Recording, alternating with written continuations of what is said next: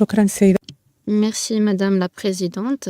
Après le mot inaugural de Madame la Présidente, excusez-moi, j'invite tout le monde, tous les participants de la session d'ouverture de, de nous rejoindre. Alors, monsieur, euh, donc la première communication est pour monsieur l'ambassadeur, représentant permanent du Royaume du Maroc auprès de l'Union africaine, monsieur Mohamed Al-Rouchi, qui ne pouvait pas être avec nous aujourd'hui, qui ne pourrait être avec nous sur place, et il va parler en ligne sur la coopération sud-sud et capital humain, la contribution du Maroc à l'agenda éducatif africain. À vous la parole, monsieur l'ambassadeur, votre excellence. شكرا. Merci beaucoup. Bonjour tout le monde. المجلس الأعلى Madame la présidente du Conseil supérieur de l'éducation, de la formation et de la recherche scientifique, mesdames et messieurs, vos excellences, mesdames et messieurs les ministres, mesdames et messieurs les ambassadeurs, les présidents des institutions et organisations africaines, représentants et représentants des institutions d'éducation nationale au Maroc, chère audience. C'est avec un grand honneur que je sois présent parmi vous, même à distance, et de prendre la parole lors de cette conférence africaine dédiée au système éducatif en Afrique et qui est tenue sous le thème dynamique de transformation. Donc cette conférence, comme nous le savons tous, s'inscrit dans un tournant décisif dans l'histoire de notre continent africain, vu que dans le cadre de l'Union africaine, nous sommes en train de lancer le plan décennal qui vise 2036, donc, ou plutôt 2063. Donc c'est un agenda commun dans lequel s'inscrit le Maroc avec toute détermination, en parfaite harmonie avec la haute vision de Sa Majesté le roi Mohamed VI, que Dieu l'assiste, qui met l'intérêt du citoyen africain au cœur de l'agenda africain. Donc cet agenda fait de l'éducation, de la science, de la technologie, de l'innovation, des piliers fondamentaux pour toute transformation structurelle en Afrique. Et pour mieux comprendre l'ampleur du défi dressé au sein de l'Union africaine et pour le continent africain, il faut impérativement voir de façon objective, la réalité en Afrique. D'après l'UNESCO, il y a à peu près 98 millions d'enfants en âge de scolarité dans les pays du Sud, dans les pays subsahariens, qui ne fréquentent pas les écoles. Parmi les causes essentielles, c'est le manque de fonds financiers. Il y a d'autres aussi, bien causes. Donc 77 milliards de dollars sont nécessaires pour permettre aux pays africains d'atteindre ces objectifs en termes d'éducation. Donc ces chiffres reflètent des millions de jeunes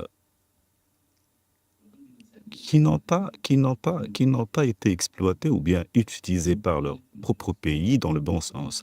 Il y a aussi, sans oublier bien sûr, les disparités qui existent. Et la faiblesse de communication entre l'offre éducationnelle et les besoins du développement social. Cette situation démontre, par la même occasion, des potentiels très importants en termes de ressources humaines, vu que 6 sur 10 Africains, 10 citoyens africains, sont âgés de moins de 25 ans. Ceci fait que de notre continent, ou bien la population de notre continent, la population est la moins âgée. Et cette dynamique démographique constitue un capital stratégique à condition de l'utiliser à bon escient, de façon intelligente. Donc l'investissement intelligent dans l'éducation, l'innovation. Et dans ce cadre, la vision de l'Union africaine vise à créer un changement profond dans les domaines de l'éducation et de la science au sein du continent. Et pour lever les défis et utiliser et exploiter cet élan, nous avons déployé plusieurs stratégies continentales pour orienter les politiques nationales et renforcer l'intégration régionale et améliorer la qualité et l'adéquation des systèmes éducatifs. Parmi ces stratégies et, et- et initiatives d'éducation en Afrique, je cite, il y a la stratégie 2026-2035. C'est une stratégie holistique qui garantit l'accès équitable à une éducation de qualité à tous les Africains et ainsi renforcer les compétences des enseignants et encourager l'enseignement sa vie durant et encourager l'innovation. Ces stratégies s'articulent aussi sur, ou bien capitalisent sur les nouvelles technologies et aussi le développement des compétences du XXe siècle et aussi minimiser les disparités entre le monde rural et le monde urbain. Et il constitue une feuille de route pour faire du capital humain africain un moteur et un vecteur de développement continu.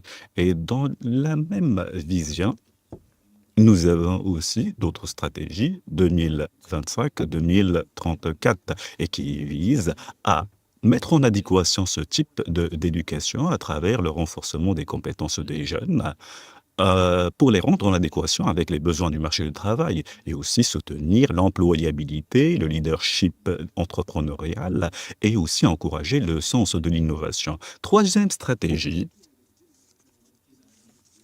se focalise sur les sciences, la technologie, l'innovation, la recherche aussi.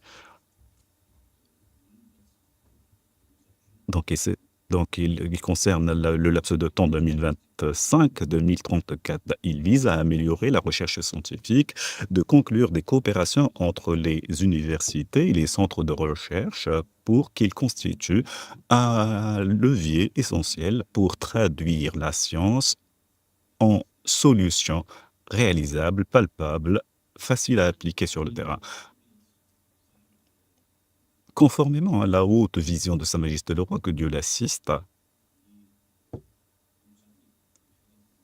relative à l'implication du Maroc dans le travail commun pour l'Afrique, donc le Maroc réitère son engagement plein à ces trois stratégies africaines. Donc, entre autres, bien sûr, parce qu'il y a d'autres stratégies et d'autres initiatives. Et la contribution du Maroc effective pour renforcer ces stratégies et les enrichir et les mettre en adéquation avec le plan décennal 2026-2063. Donc le Maroc a partagé son savoir-faire en matière de réforme de l'éducation et continue de faire cela, mais aussi la transformation digitale, le renforcement des capacités, le renforcement de l'employabilité pour rendre ces stratégies plus connectées avec la réalité africaine. Et je tiens aussi à saluer, ou bien à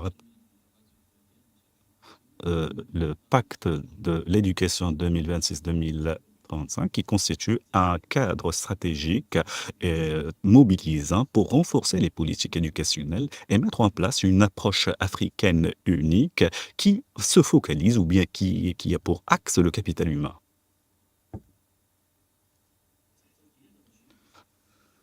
Sous la haute direction de Sa Majesté le Roi Mohamed VI, que Dieu l'assiste, le Royaume du Maroc s'engage pleinement dans cette dynamique continentale. Vous n'êtes pas sans savoir que Sa Majesté le Roi Mohamed VI, que Dieu l'assiste, a fait de l'éducation et le développement du capital humain, donc il a fait de ces éléments-là l'axe principal de tout développement. Et là, je tiens à rappeler le message royal qui a été adressé au 28e sommet africain à l'occasion de la réintégration du Maroc au système africain. Et je cite,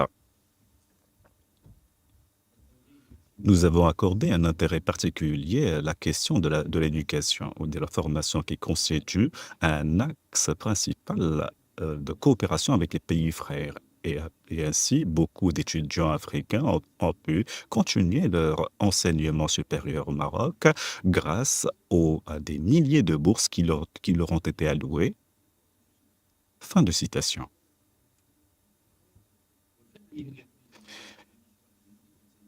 Et conformément à cette haute vision, le Maroc a lancé plusieurs réformes éducationnelles qui s'articulent ou bien qui s'appuient sur la qualité, la parité et ainsi il a cumulé une expérience reconnue au niveau régional et au niveau international pour pour rendre l'éducation en adéquation avec les besoins du marché du marché du travail. Et là, je tiens à rappeler les efforts de l'Agence marocaine de coopération internationale, AMC, dans le cadre de la coopération Sud-Sud. Et là, je vais citer quelques chiffres qui reflètent le travail fait par cette agence. Donc, les bourses allouées par le Maroc bénéficient à 46 pays subsahariens. Le nombre des bourses allouées à l'année scolaire 2026-26, 4500 bourses. Le nombre des étudiants africains inscrits dans les établissements universitaires au Maroc à travers l'AMSI, 19 000 étudiants, alors que les lauréats inscrits sont de l'ordre de 31 000 lauréats jusqu'à maintenant. Donc ces chiffres incarnent l'engagement du Maroc pour former une élite africaine capable, pleinement confiante en elle-même et qui constitue un potentiel énorme pour le continent africain. Parce que chaque lauréat constitue une énergie de singularité pour le changement social et économique dans son pays d'origine. Et au final, je tiens à rappeler l'engagement et la prédisposition totale du Royaume du Maroc pour accompagner le plan décennal 2026-2063 et aussi pour accompagner toute initiative lancée en Afrique, notamment en matière d'éducation, de recherche scientifique et d'innovation. Et nous sommes déterminés en tant que Royaume du Maroc, à échanger les bonnes pratiques, plutôt continuer à échanger les bonnes pratiques et à encourager la transformation numérique au profit des systèmes éducatifs africains et aussi soutenir toute initiative dédiée aux jeunes africains. Les jeunes de l'Afrique sont au cœur de la transformation que connaît le continent. Avant mon mot de clôture, j'aimerais adresser mes mots de remerciement à Madame la Présidente du Conseil supérieur pour cette initiative louable qui s'inscrit dans un moment adéquat. J'ai noté les questions axiales. Quel travail, quelle action future en matière de l'éducation en Afrique? Quelle révision pour renforcer les stratégies? Et aussi se débarrasser de toutes les initiatives et stratégies qui n'ont pas atteint les objectifs escomptés. Troisième question, quelle innovation? Donc, ces axes-là, qui sont au nombre de 3,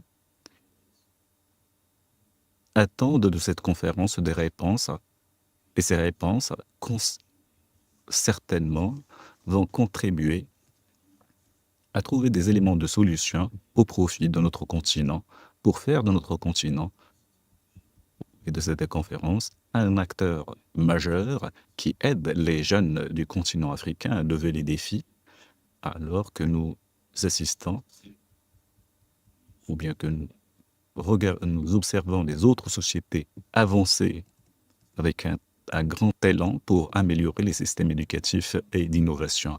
Encore une fois, je tiens à réitérer mes mots de remerciement à Madame la Présidente pour son invitation et je souhaite plein succès à cette conférence. Merci pour votre attention.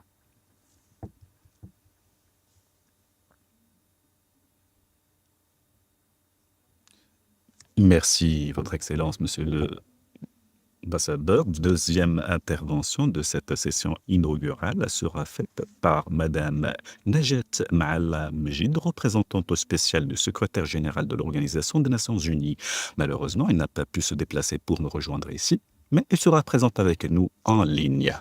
L'éducation, de la formation et de la recherche scientifique, honorable assistance en vos rangs et grades, tout protocole observé, chers amis. Je tiens à remercier chaleureusement Madame Rahma Bourqiya, la présidente du Conseil, pour m'avoir conviée à cette conférence africaine dédiée aux dynamiques de transformation des secteurs éducatifs. Cette conférence, qui se veut un moment interactif d'échange sur l'état d'avancement des réformes des secteurs éducatifs, arrive à point nommé. Cette conférence permettra de faire le point et de sortir des sentiers battus, d'identifier et de partager les bonnes pratiques, mais aussi les défis communs pour mieux les surmonter. En effet, les secteurs éducatifs en Afrique sont à la croisée des chemins entre transformation et défis. Permettez-moi de partager avec vous quelques messages. Mon premier, une forte dynamique de transformation des secteurs éducatifs soutenue par un engagement politique de haut niveau. L'Union africaine a lancé la décennie de l'éducation, 2025-2034, afin d'accélérer les efforts pour atteindre les objectifs des agendas 2030 et 2063. De nombreux pays africains ont entrepris des actions d'envergure portant entre autres sur l'adoption de politiques d'éducation gratuites et de politiques fondées sur des données afin d'améliorer l'efficacité de gestion du système éducatif, la réforme des programmes scolaires, l'adoption des technologies numériques, l'apprentissage par compétences, le renforcement du nombre et des capacités des enseignants, l'éducation de la petite enfance, l'enseignement et la formation technique et professionnelle en lien avec le marché du travail, la résilience face aux crises et le financement des systèmes éducatifs. Ces actions et réformes ont abouti à des progrès notables dans de nombreux pays africains qui seront illustrés par de nombreuses présentations lors de cette conférence. Cependant, les progrès restent graduels. De nombreux défis restent à relever. Bien que 75 millions d'enfants africains supplémentaires soient inscrits à l'école aujourd'hui par rapport à 2015, le nombre d'enfants non scolarisés a augmenté de 13,2 millions pour atteindre plus de 100 millions au cours de la même période. L'accès équitable et inclusif à l'éducation reste inégal, avec des disparités régionales, sociales et de genre. Le travail des enfants, les mariages précoces contribuent à des taux élevés d'abandon scolaire, en particulier chez les filles. La qualité de l'éducation, en termes d'infrastructures de base ou de résultats d'apprentissage, en raison de ressources insuffisantes, de programmes inadaptés, mais aussi d'une pénurie d'enseignements qualifiés, reste faible.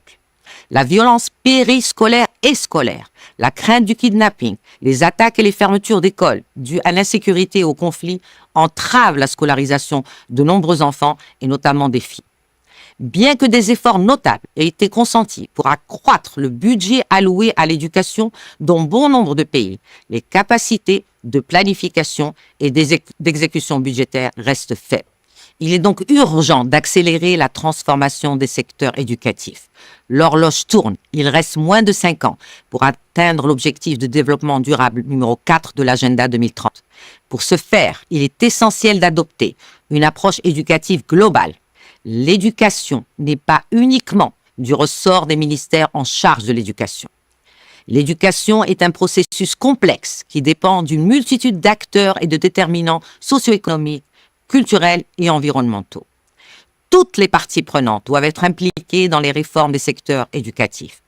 Et à ce titre, il est important de souligner le rôle des conseils nationaux consultatifs de l'éducation en tant que plateforme d'échange entre les diverses parties prenantes, en tant qu'instance de conseil stratégique de recherche et d'innovation, ainsi que de suivi et évaluation des secteurs éducatifs. Le renforcement de la collaboration multisectorielle et régionale et des partenariats est essentiel pour une réforme durable des systèmes éducatifs. C'est la seule voie pour assurer un investissement durable qui garantisse à la fois l'accessibilité équitable et inclusive, la qualité des infrastructures, des savoirs et des enseignants, ainsi que la sécurité des enfants. Cet investissement est d'autant plus urgent vu la forte croissance démographique en Afrique. On estime que le nombre d'enfants africains de moins de 18 ans atteindrait plus d'1 milliard en 2050. Cette dynamique démographique représente une opportunité autant qu'un défi.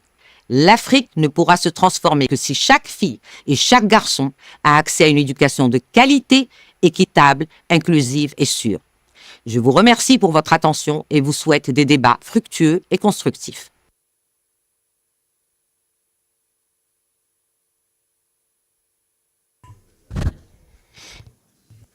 والآن الكلمة Nous cédons actuellement la parole à Monsieur Fouad Chafiqi, Monsieur le secrétaire général du Conseil supérieur de l'éducation, de la formation et de la recherche scientifique. Il va nous parler du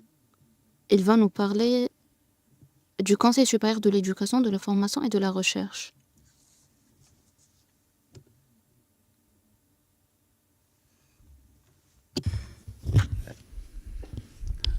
Bonjour, honorable assistance, mesdames et messieurs.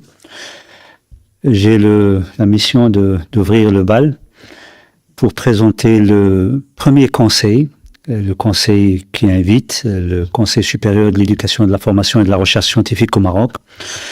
Dans ma présentation, je vais essayer de revenir un petit peu sur l'histoire de ce conseil, ses missions et ses prérogatives, et parler de ses productions.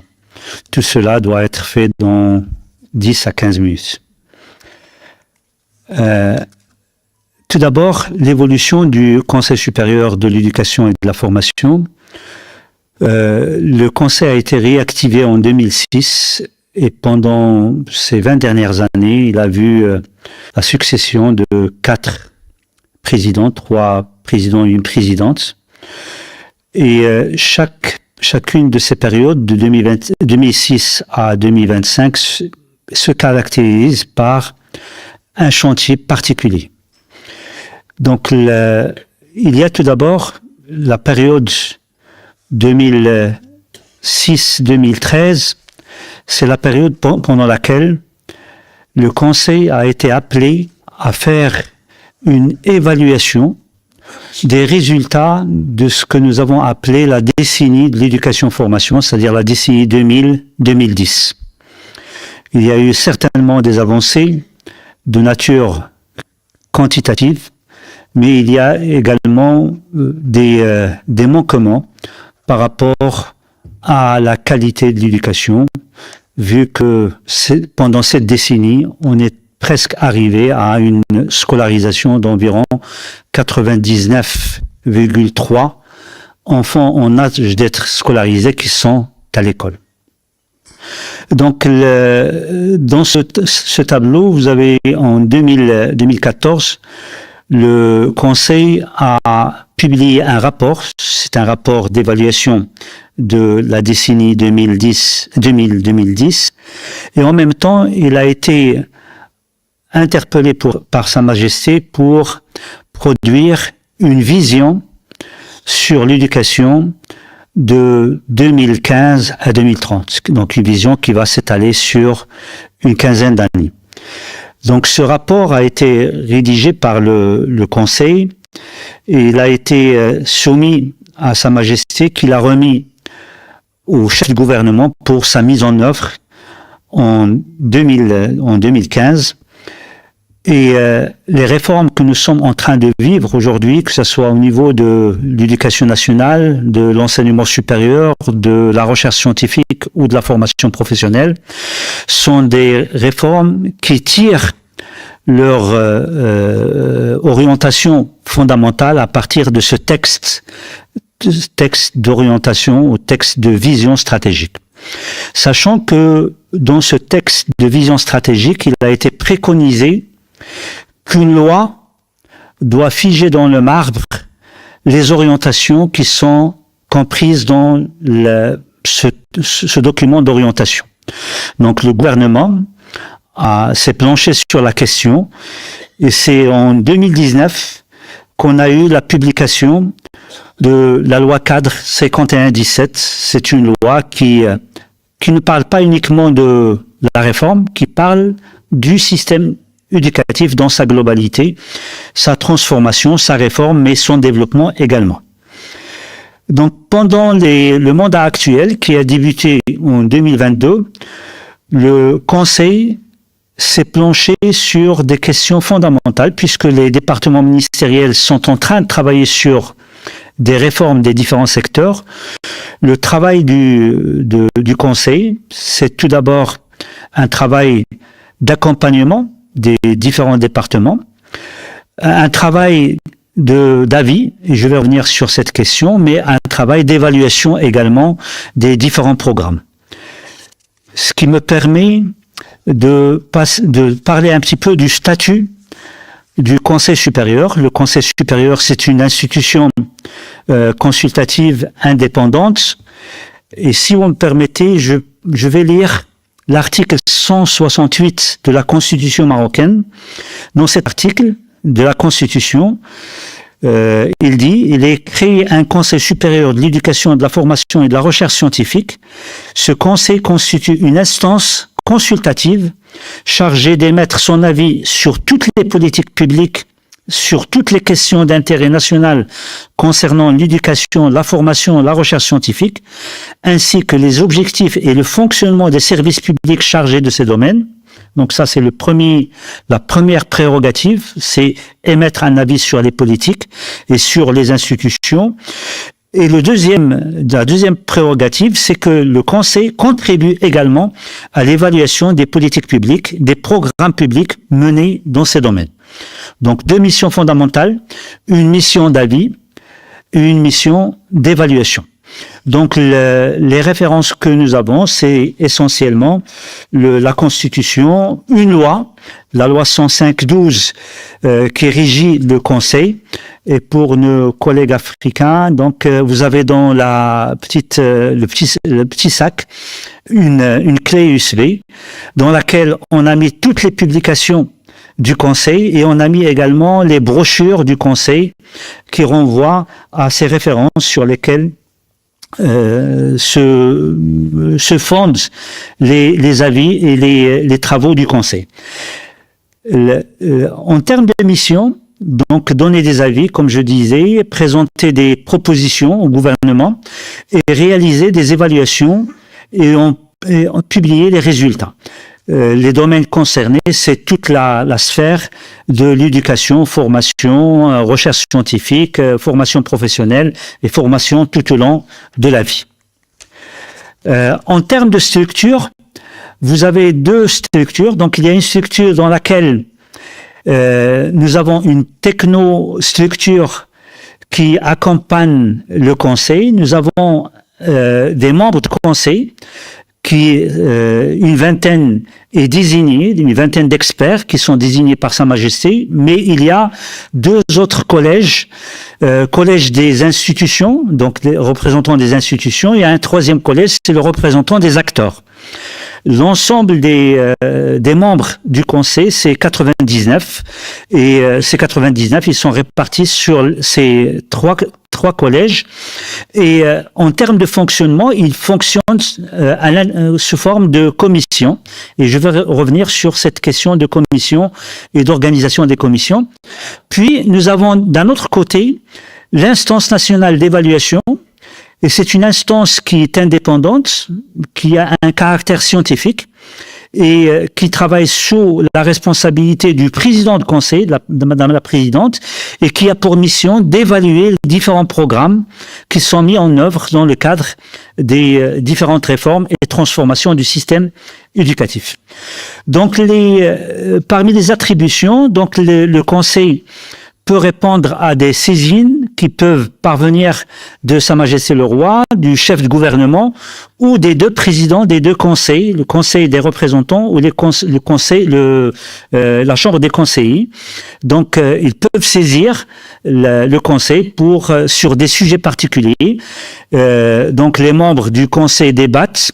Ils peuvent recourir à une expertise externe si l'expertise n'est pas disponible au niveau du Conseil et émettre un avis, présenter des propositions ou réaliser des évaluations. Le Conseil, il a également la possibilité de se prononcer sur des autosaisines.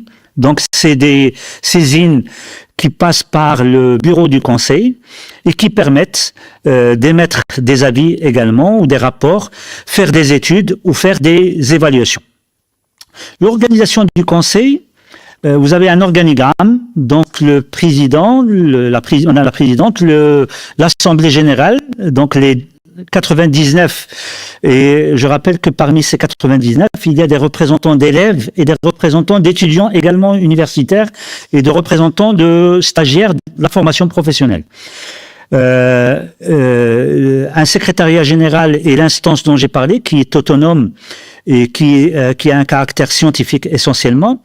Mon collègue Hicham El Mansour va présenter cette instance et les rapports qu'il a pu rédiger jusqu'à maintenant. Les membres du Conseil sont répartis en 6 commissions. Donc, il y a une commission permanente chargée de l'éducation-formation pour tous et l'accessibilité, une commission permanente chargée des curricula, des programmes de formation et des outils didactiques. Et comme vous pouvez l'imaginer, ce sont des commissions qui sont transversales, qui concernent l'ensemble des composantes du système éducatif. Une commission qui planche sur la gouvernance du système d'éducation-formation, une commission qui travaille également sur les métiers de la formation et de la gestion, une 5e commission qui est relative à la recherche scientifique et technique et l'innovation, une 6e commission qui travaille sur les services sociaux et culturels et l'ouverture des établissements d'éducation-formation sur l'environnement. Le Conseil peut créer des groupes spéciaux de travail ou des commissions ad hoc en fonction des sujets qui lui sont soumis ou des saisines ou autosaisines.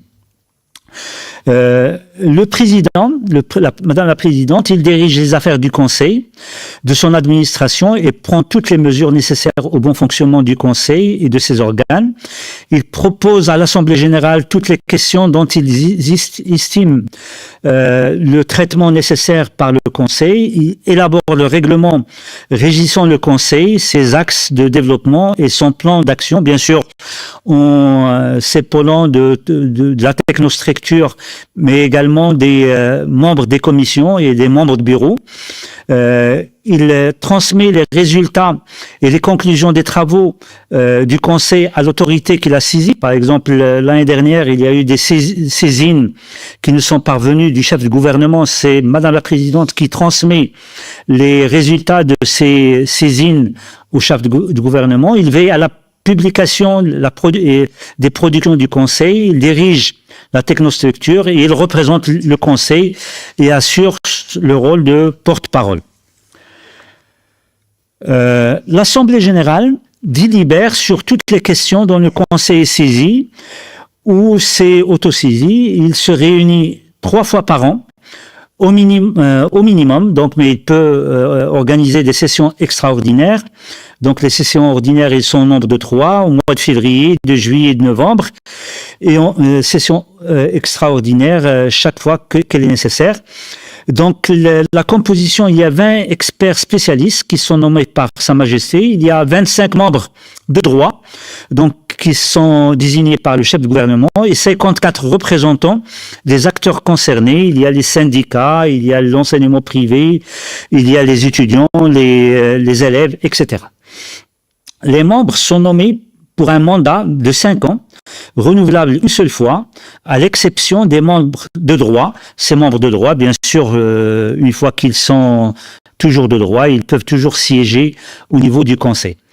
Le bureau du Conseil, il est présidé par le président, Madame la Présidente.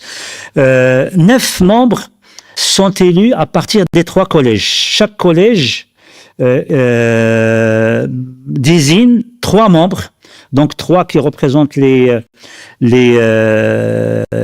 experts, 3 qui représentent les membres de droit et 3 qui représentent les différents acteurs du système. En plus des 9 membres qui sont désignés par les 3 collèges, les 6 présidents des commissions font office de membres du bureau. Donc le bureau, il est composé de 15 personnes, plus le président du conseil. Bien sûr, Madame la Présidente ou le président du conseil a la possibilité de convoquer aux réunions du bureau toute personne qui pourra être utile aux travaux du conseil. Le secrétaire général, il assiste la présidente dans sa mission de préparation des sessions de conseil et des sessions de bureau. Les commissions et les groupes de travail, donc les commissions permanentes, comme j'ai dit, qui sont au nombre de 6, les commissions ad hoc et les groupes de travail, ce sont des organes du conseil et ils travaillent pendant entre les deux sessions. Donc les commissions, ils se réunissent au moins 2 fois par mois pour débattre des sujets qu'ils choisissent et sur lesquels ils vont émettre soit des avis ou rédiger des rapports. Il élabore des projets d'avis, il supervise et contribue à la réalisation des études et des recherches préparatoires, des rapports, et ils transmettent les résultats de leurs travaux au bureau. Donc tous les travaux qui sont élaborés par les commissions passent par le bureau. Il faudra que le bureau adopte ces travaux pour qu'ils soient présentés en session plénière à l'Assemblée générale.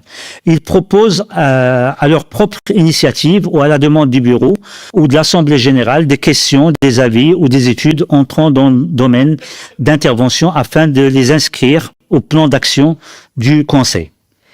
Les productions du Conseil, pendant ces dernières années, le Conseil a produit 5 rapports stratégiques. Donc, vous avez dans les documents qui vous ont été remis la clé USB dans laquelle vous avez tous ces rapports. Ils sont généralement dans 2 langues avec des résumés en langue amazigh et en langue anglaise également. Donc, il y a 5 rapports stratégiques.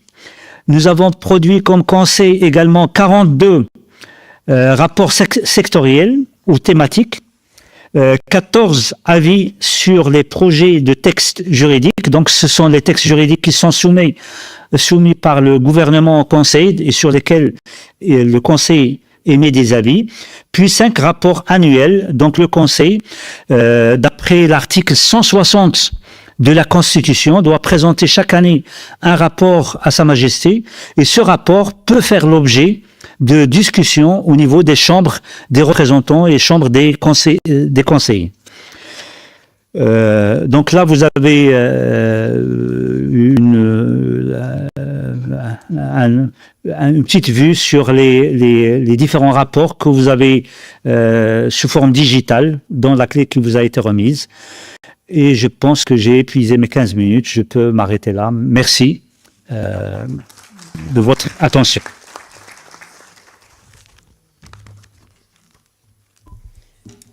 شكرا سيد الأمين العام. Merci, Monsieur le secrétaire général. La dernière communication est donnée par Monsieur Hicham Ait Mansour, directeur de l'instance nationale de l'éducation auprès du Conseil supérieur de l'éducation, de la formation et de la recherche scientifique.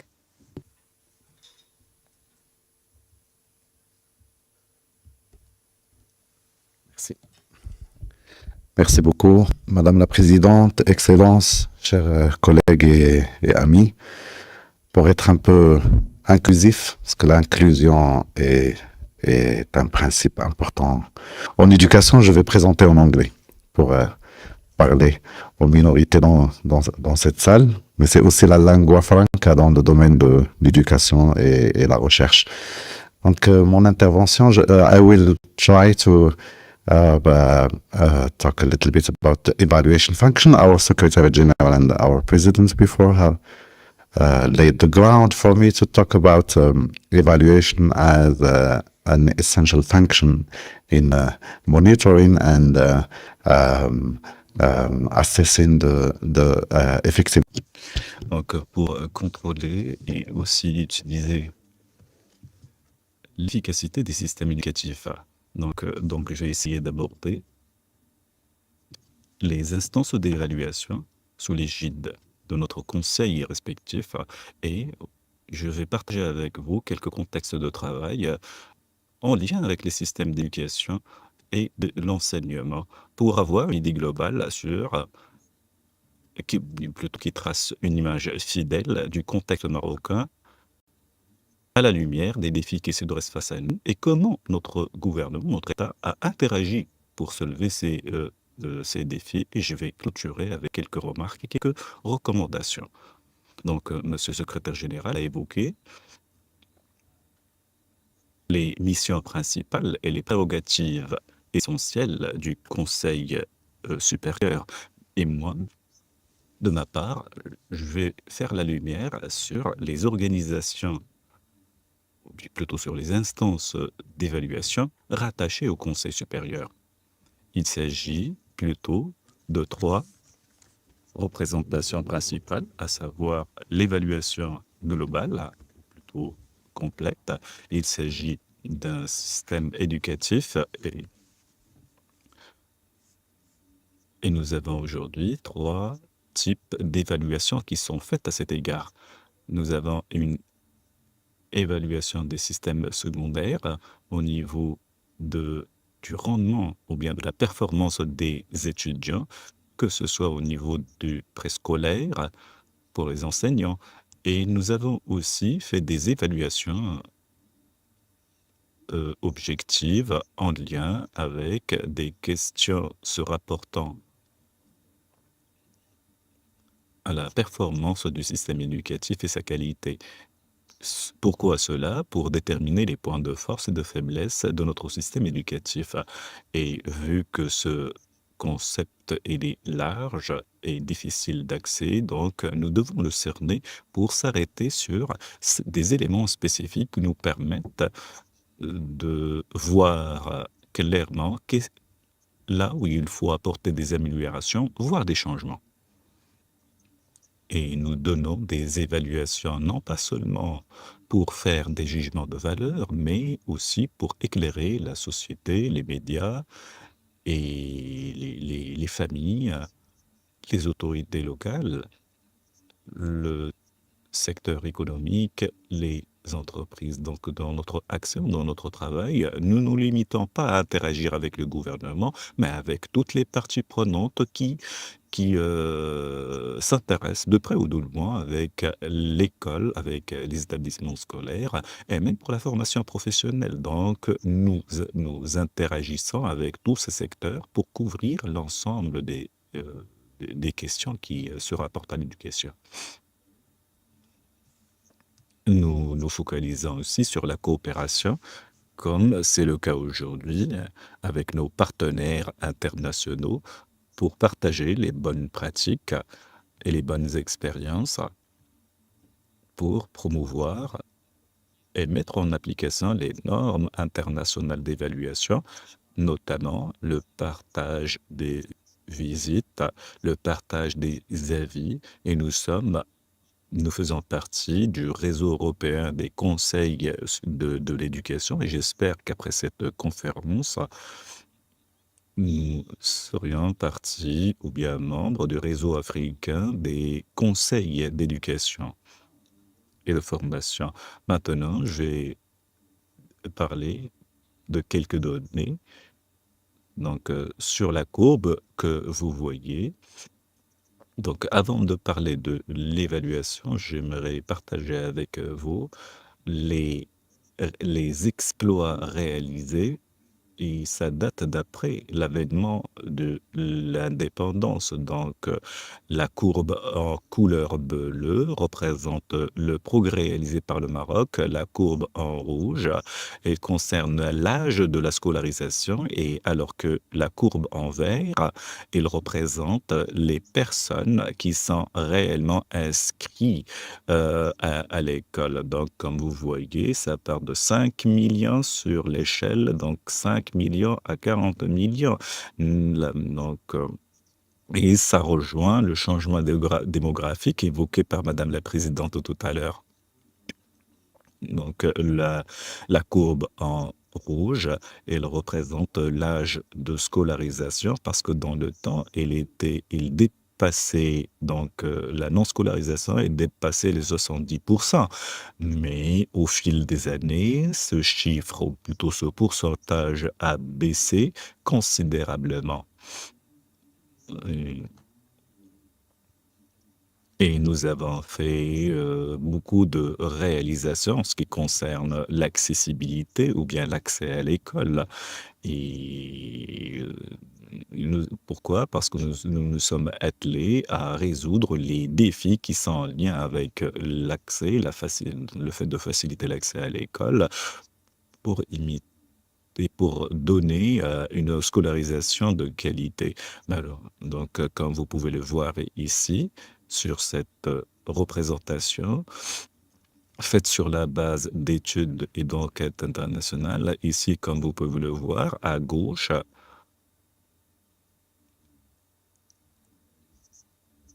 donc l'abréviation TIMSS, ça signifie les études, donc le type d'études d'investigation qui sont en lien avec des matières comme les mathématiques, la physique et d'autres matières scientifiques. Depuis 2011, nous comptons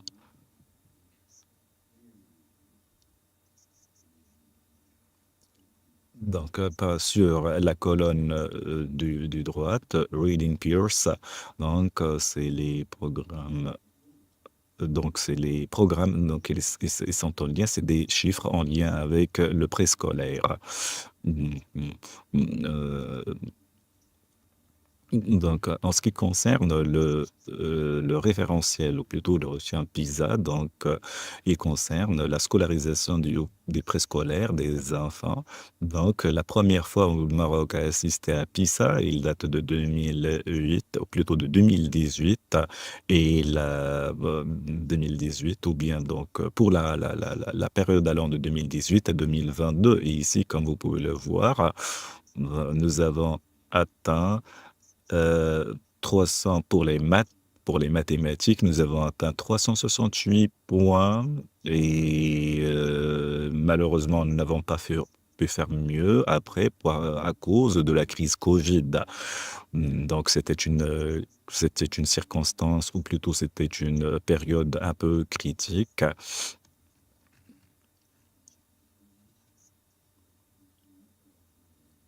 Ici, dans cette courbe, comme vous pouvez le voir, nous avons un pourcentage des études de PENA. Il évalue la performance des étudiants et c'est la norme qui est utilisée au Maroc pour l'enseignement préscolaire et l'enseignement secondaire.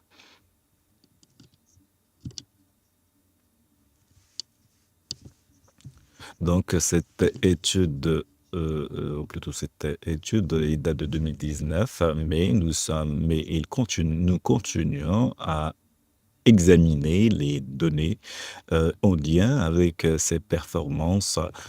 Comme vous pouvez le voir, il y a un rendement un peu très moyen en ce qui concerne l'apprentissage de l'arabe, du français, qui n'a pas dépassé, pour l'arabe, il n'a pas dépassé 31%. Donc, ces indicateurs sont très importants pour améliorer la qualité de l'enseignement, comme je l'ai dit tout à l'heure. Maintenant,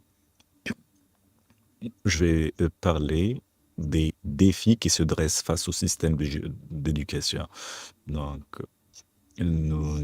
actuellement, nous ne souffrons plus du problème en lien avec l'accès à l'école. Nous avons dépassé cet événement. Mais concernant le volet et qualité, ce défi continue toujours à persister, vu les changements que nous avons opérés sur le système éducatif. Et donc, nous essayons. Donc, le défi majeur pour nos pays respectifs dans les années à venir, c'est de promouvoir, d'améliorer la qualité de l'accès pour que l'accès soit généralisé à tous pour l'école.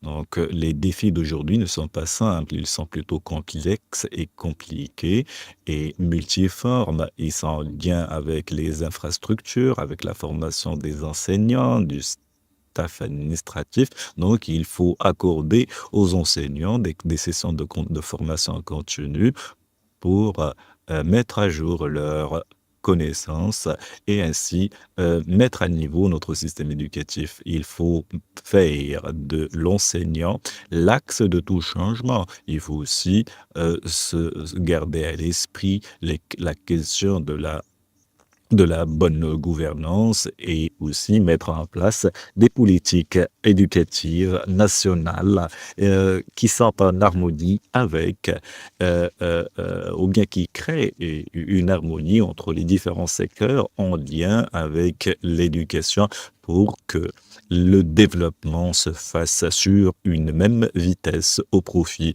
de tous les secteurs. Et il faut prendre en considération les éléments non scolaires et qui influent sur le processus scolaire. Il s'agit là de taux d'analphabétisme, il s'agit aussi des parents, des frères et sœurs qui peuvent influer sur la vie scolaire de l'apprenant.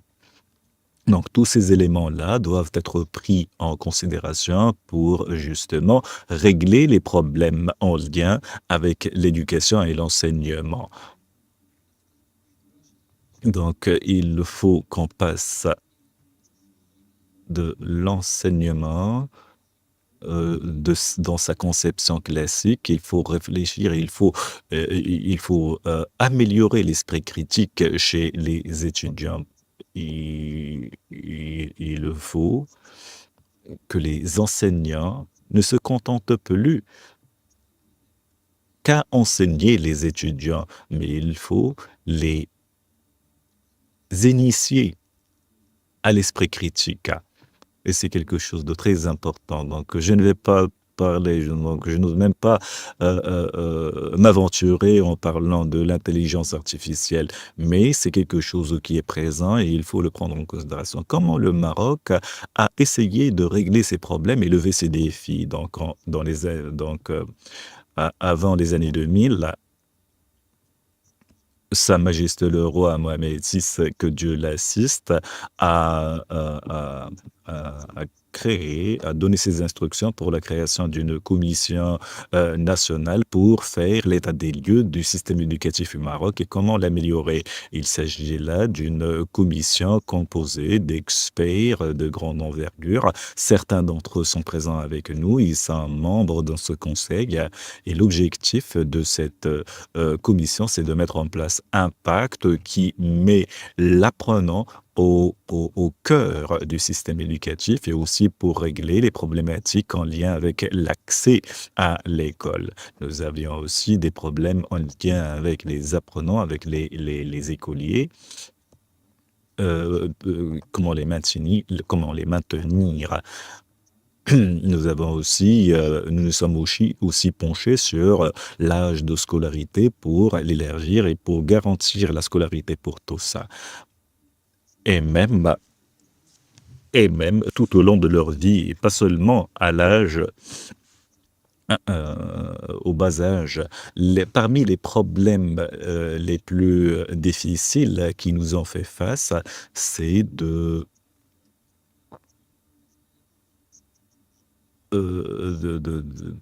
d'élargir bien sûr le panel de la scolarisation. À la fin des travaux de cette commission, une charte nationale a vu le jour qui a relevé plusieurs, ou bien qui a proposé plusieurs éléments de solution.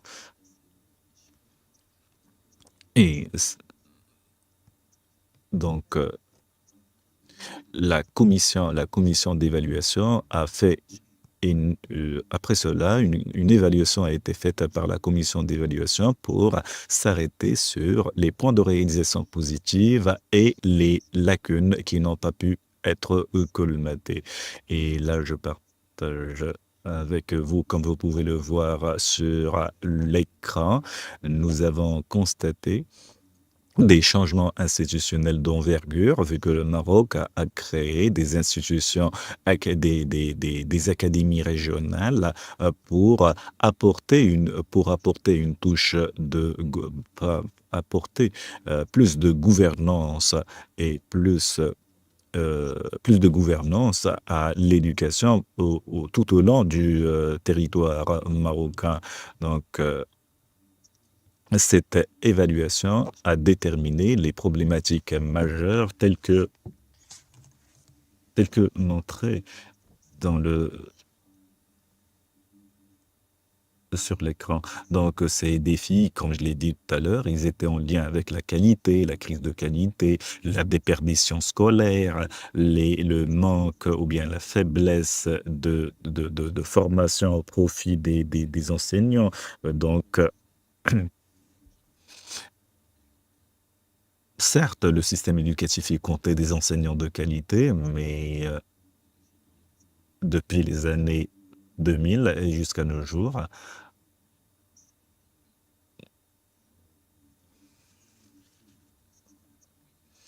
nous avons accentué les sessions de formation au profit des personnels de l'enseignement pour renforcer leurs capacités et aussi nous sommes attelés à étudier la question de la gouvernance, la bonne gouvernance pour l'évaluation des gaps et des clivages qui existent entre les apprenants.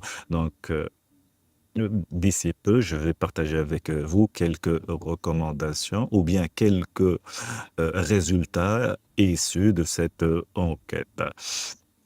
Donc, nous avons aussi élargi la marge d'enseignement, bien d'éducation, de formation pour les enseignants. Donc, cette évaluation a inspiré le centre ou bien le conseil en 2015, en ce sens qu'en 2015, le Conseil a donné une vision pour la réforme éducative et qui s'est focalisée sur 3 axes: la qualité, la parité et la promotion de la société et des citoyens. Donc, grâce à cette vision, donc à opérer une transition